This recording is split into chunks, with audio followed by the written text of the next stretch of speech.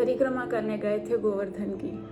काफ़ी दिनों से इच्छा थी, श्रद्धा था, विश्वास था और वो परसों पूरी हुई। वैसे तो मैं अपने इन लॉज और पापा के साथ गई थी, बट चाहती थी कि हस्बैंड साथ में चले, बट उनने रुकना सही समझा।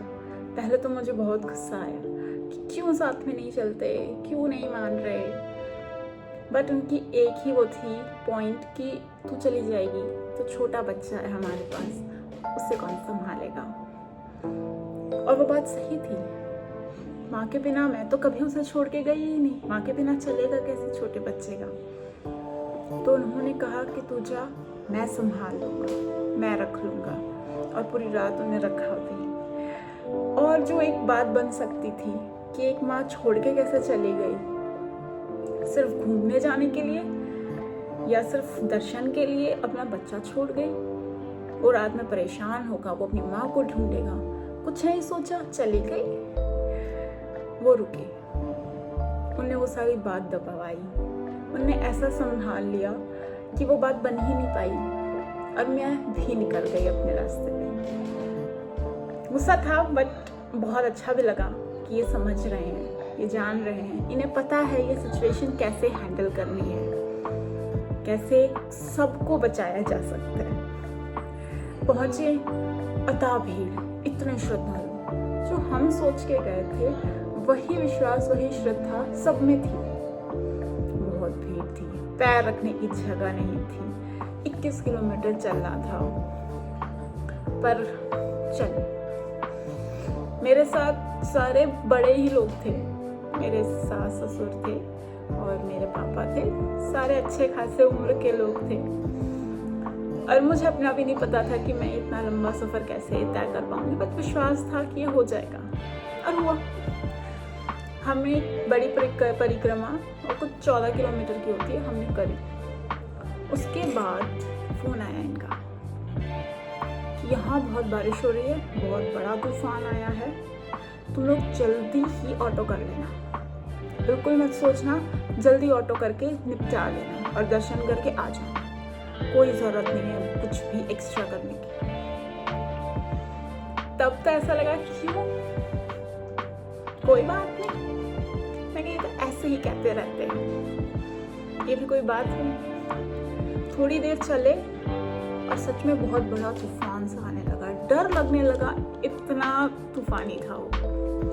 अंधेरा हो गया, बहुत जोर से बारिश होने लगी, हवा इतनी तेज, ठंडी बारिश हो रही थी और ऐसा लग रहा था कि पता नहीं कुछ हमारे ऊपर ना आ जाए, कुछ गिर ना जाए। और हम लगातार चलते रहे, क्योंकि हमारे दिमाग में ये था कि सब इधर उधर हो गए, जगह मिल गई है, चलते रहो, निपटा लो, बारिश बंद नहीं, हम रुके नहीं। और लगातार 3 घंटे हमने वो दूसरी छोटी परिक्रमा लगातार पूरी करी। भीगते गए, चलते गए, नीज तक पानी भरा हुआ था, ऐसी भी जगहें थी। रात एकदम अंधेरा, बारिश, और वो जो वाइब है, वो जो फील है, वो जो एक कथा है वहाँ गोवर्धन की, वो पूरी सामने दिख रही थी हमारे कि अब तो भगवान बचाएगा हमें। और हम चले जा रहे हैं और हम कोई बात नहीं कर रहे हैं आपस में, हम बस भगवान का नाम लिए जा रहे हैं और लिए जा रहे हैं, चले जा रहे हैं और इतना एंजॉय कर रहे हैं। हमें नहीं फील हो रहा कुछ भी कि हमारे पैर दुख रहे हैं, हम 3 घंटे से चल रहे हैं, हमारे पास इतना वजन है, हम तब भीग चुके हैं, अपने आप को बस ले जा रहे हैं। और दर्शन करे हमने बहुत अच्छे से। और मेरे मन में ये कि ये बहुत गुस्सा करेंगे कि कह दिया था फिर भी नहीं मानते हो, कह दिया था फिर भी नहीं मानते हो। डर सच्चा था मेरा, उनकी केयर सच्ची थी, पर उस टाइम जो था वो यही था। हम घर आए, सब चेक किया तो पैर में पायल नहीं दिखी। मेरा मन ऊपर नीचे कि मैं पायल कैसे खो सकती। मेरी पूरी नज़र थी अपनी चीज़ों पर, मैंने पूरा ध्यान रखा और मुझे पता है आखिर तक मैंने चेक किया था, मेरे पास थी वो।